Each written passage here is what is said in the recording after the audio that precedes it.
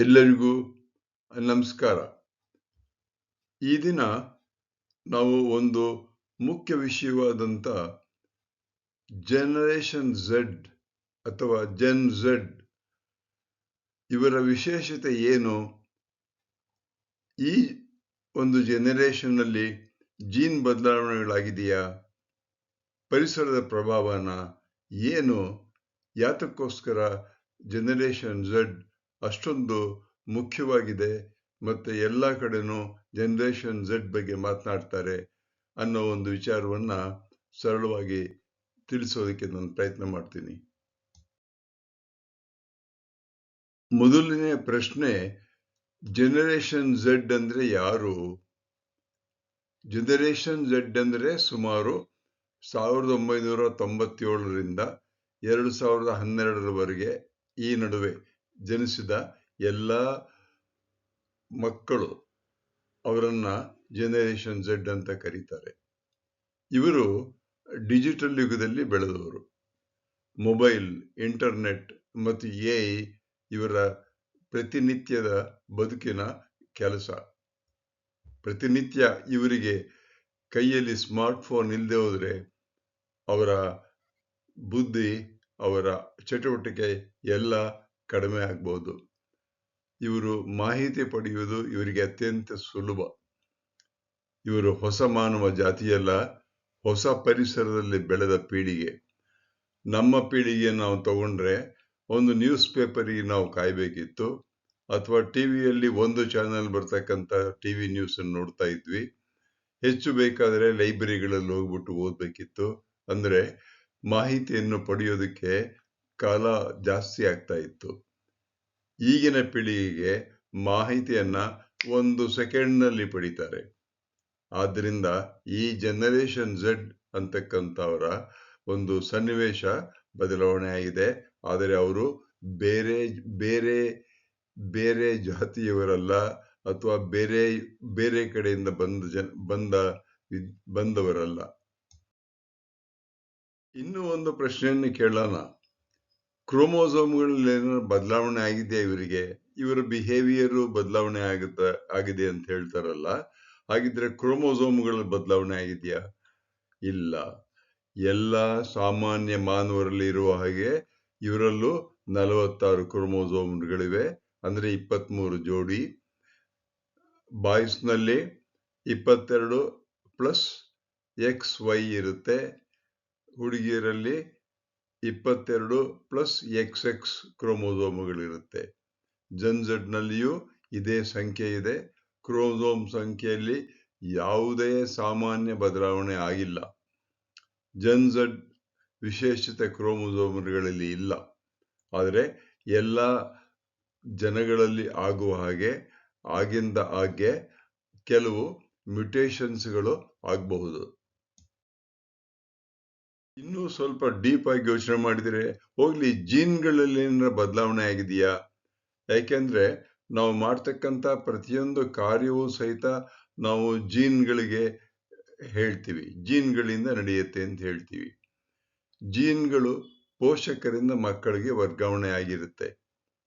ಸಣ್ಣ ಮಟ್ಟಿನ ನೈಸರ್ಗಿಕ ಬದಲಾವಣೆಗಳು, ಮ್ಯುಟೇಷನ್ ಎಲ್ಲಾ ಪೀಳಿಗೆಯಲ್ಲೂ ನಡೆದಿರುತ್ತೆ.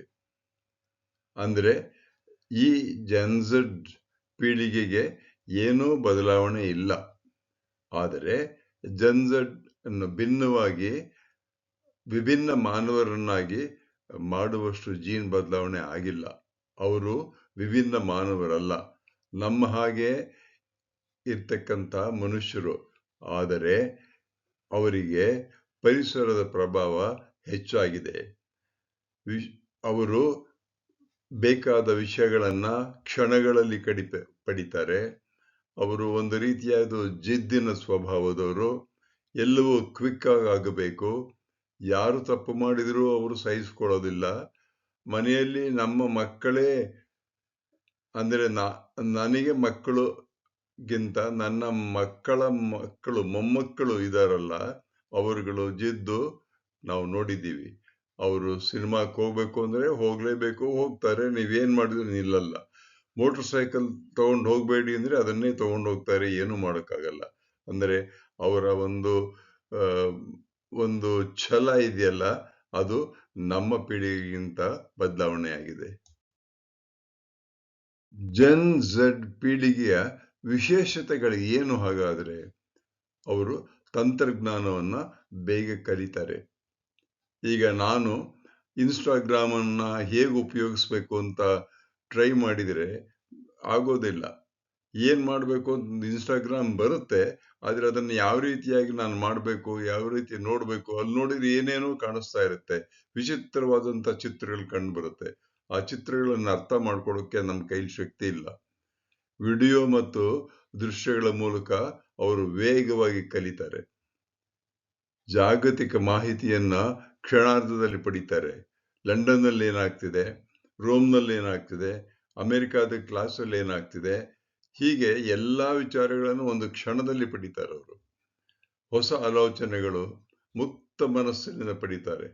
ಅವರು ಯಾರೂ ಸಹಿತ ಅವರ ಮನಸ್ಸಿನಲ್ಲಿ ಜಿದ್ದನ್ನು ಅವರಿಗೆ ಬೇರೆಯವರಿಗೆ ತೊಂದರೆ ಮಾಡಬೇಕು ಅಂತಕ್ಕಂಥ ಒಂದು ಮನಸ್ಸಿನ ಒಂದು ಇಲ್ಲ ಅಂತ ನನಗೆ ಅನಿಸ್ತಾ ಇದೆ. ನಾನು ಅನೇಕ ವಿದ್ಯಾರ್ಥಿಗಳನ್ನು ಈಗಲೂ ನೋಡ್ತಾ ಇದ್ದೀನಿ. ಅವರು ಯಾರಿಗೂ ಕೆಟ್ಟದನ್ನ ಮಾಡೋದಕ್ಕೆ ಇಷ್ಟಪಡೋದಿಲ್ಲ. ಜನಗಳಿಗೆ ಸಹಾಯ ಮಾಡೋಕೆ ಇಷ್ಟಪಡ್ತಾರೆ. AI ಆರ್ಟಿಫಿಷಿಯಲ್ ಇಂಟೆಲಿಜೆನ್ಸ್ ಮತ್ತು ಡಿಜಿಟಲ್ ಸಾಧನೆಗಳನ್ನ ಸುಲಭವಾಗಿ ಬಳಸ್ತಾರೆ. ನಮಗೆ AI ಅನ್ನ ಹೇಗೆ ಬಳಸಬೇಕು ಅಂತ ಗೊತ್ತಿಲ್ಲ. ಪ್ರಾಂಪ್ಟಿಂಗ್ ಹೇಗೆ ಮಾಡಬೇಕು ಅಂತ ಗೊತ್ತಿಲ್ಲ ಕೆಲವು ಸಾರಿ. ಇವನ್ನೆಲ್ಲ ಸುಲಭವಾಗಿ ಬಳಸ್ತಾರೆ. ತಂತ್ರಜ್ಞಾನ ಇವರ ಜೀವನ ಶೈಲಿಯನ್ನ ರೂಪಿಸಿದೆ ಹೊರತು ಅವರು ಬೇರೆಯ ಪೀಳಿಗೆಯವರಲ್ಲ. ಜೆನ್ ಝೆಡ್ ನ ವಿಶೇಷತೆ ಜೀನ್ ಅಥವಾ ಕ್ರೋಮೋಸೋಮ್ಗಳಲ್ಲಿ ಬದಲಾವಣೆ ಆಗಿಲ್ಲ. ಅವರು ಯಾರಿಂದಲೂ ಸಹಿತ ಅವರು ಅಡ್ವೈಸ್ ಅನ್ನು ಪಡೆಯುವುದಿಲ್ಲ. ಅವರ ಬೆಳವಣಿಗೆಗೆ ಕಾರಣ ಡಿಜಿಟಲ್ ಪರಿಸರ, ಉತ್ತಮ ಶಿಕ್ಷಣ, ವಿಜ್ಞಾನ ಮತ್ತು ತಂತ್ರಜ್ಞಾನ, ಕುಟುಂಬ ಮತ್ತು ಸಮಾಜದಲ್ಲಿ ಆಗಿರ್ತಕ್ಕಂಥ ಬದಲಾವಣೆಗಳು. ಇತ್ತೀಚಿನ ದಿನಗಳಲ್ಲಿ ನಾವು ನೋಡ್ತಾ ಇದ್ದೀವಿ, ಸಾಯಂಕಾಲ ಆಯ್ತು ಅಂತಂದ್ರೆ ಯಾರೂ ಸಹಿತ ಮನೆಯಲ್ಲಿ ಕೂತ್ಕೊಂಡು ಊಟ ಮಾಡೋದಕ್ಕೆ ಇಷ್ಟಪಡೋದಿಲ್ಲ. ಬೇಕಾದ ತಿಂಡಿಯನ್ನ ತರಿಸ್ಕೊಂಡು ತಿಂತಾರೆ, ರೋಡ್ನಲ್ಲಿ ತಿಂತಾರೆ. ಇವೆಲ್ಲವೂ ಸಹಿತ ಬದಲಾವಣೆಗಳಾಗಿರೋದ್ರಿಂದ ಈ ಜೆನ್ ಝೆಡ್ ಪೀಳಿಗೆ ಇದೆಯಲ್ಲ, ಅವರ ಆಲೋಚನಾ ಶಕ್ತಿ, ಅವರ ಒಂದು ಚೇತನ, ಇದು ಬಹಳ ಬದಲಾವಣೆಯಾಗಿದೆ. ಕಾರಣ ಅದು ನಮ್ಮ ಪರಿಸರದಲ್ಲಿ ಬದಲಾವಣೆ. ಮಾನವನ ಭವಿಷ್ಯವನ್ನು ರೂಪಿಸುವುದು ಕೇವಲ ಜೀನ್ಗಳಲ್ಲ, ಕ್ರೋಮೋಸೋಮ್ಗಳಲ್ಲ, ಪರಿಸರವು ಮುಖ್ಯ. ಆದುದರಿಂದ ಈಗಿನ ಮಕ್ಕಳಿಗೆ, ಈ ಜೆನ್ ಝೆಡ್ ಜನರೇಷನ್ಗೆ ಉತ್ತಮ ಪರಿಸರವನ್ನು ನಾವು ಕೊಡಬೇಕು. ನಿಜವನ್ನು ಹೇಳುವುದನ್ನು ಕಲಿಸ್ಬೇಕು. ಹೇಗೆ ಶಿಕ್ಷಣದಲ್ಲಿ ಏನು ಬದಲಾವಣೆ ಮಾಡಬೇಕು ಅನ್ನೋದು ಬಹಳ ಮುಖ್ಯವೇ ಹೊರತು ಯಾವ ಲಾ ಆಗಲಿ, ಯಾವ ಒಂದು ಪೊಲೀಸ್ ಕ್ರಮವಾಗಲಿ, ಶಿಕ್ಷೆಯಾಗಲಿ ಇವರನ್ನ ಬದಲಾವಣೆ ಮಾಡೋದಕ್ಕೆ ಸಾಧ್ಯವಾಗೋದಿಲ್ಲ. ಅಟ್ರಿಬ್ಯೂಷನ್ಸ್. ಈ ಒಂದು ವಿಡಿಯೋ ಚಿತ್ರೀಕರಣವನ್ನು ಮಾಡಬೇಕು ಅಂತ ಮನಸ್ಸಿಗೆ ಬಂತು. ಇದರ ಕಂಟೆಂಟು, ಡಿಸೈನು, ವಾಯ್ಸು ನಾನು CG Nagaraja, former headmaster of demonstration school, RIE Mysuru. Images ನಾನು ವೆಬ್ಬಿಂದ ತಗೊಂಡಿದ್ದೀನಿ.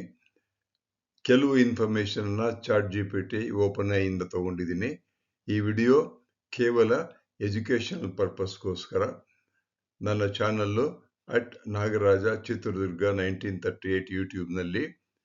ಈ ಚಾನಲ್ ಪರೀಕ್ಷೆಗಾಗಿ ಅಲ್ಲ, ಪ್ರಕೃತಿ, ನಮ್ಮ ಸುತ್ತಲೂ ಇರತಕ್ಕಂಥ ಒಂದು ಸ್ವಾಭಾವಿಕ ಪ್ರಕೃತಿಯನ್ನು ಅರ್ಥ ಮಾಡಿಕೊಳ್ಳೋದಕ್ಕೋಸ್ಕರ ಮಾಡಿರ್ತಕ್ಕಂಥ ಚಾನಲ್ಲು. ಈ ಚಾನಲ್ನಲ್ಲಿ 620 ವಿಡಿಯೋಗಳಿವೆ. ಇಷ್ಟವಿದ್ದರೆ ದಯವಿಟ್ಟು ನೋಡಿ, ನನ್ನ ಚಾನಲ್ಗೆ ಸಬ್ಸ್ಕ್ರೈಬ್ ಮಾಡಿ. ಎಲ್ಲರಿಗೂ ಒಳ್ಳೆಯದಾಗಲಿ. Good luck.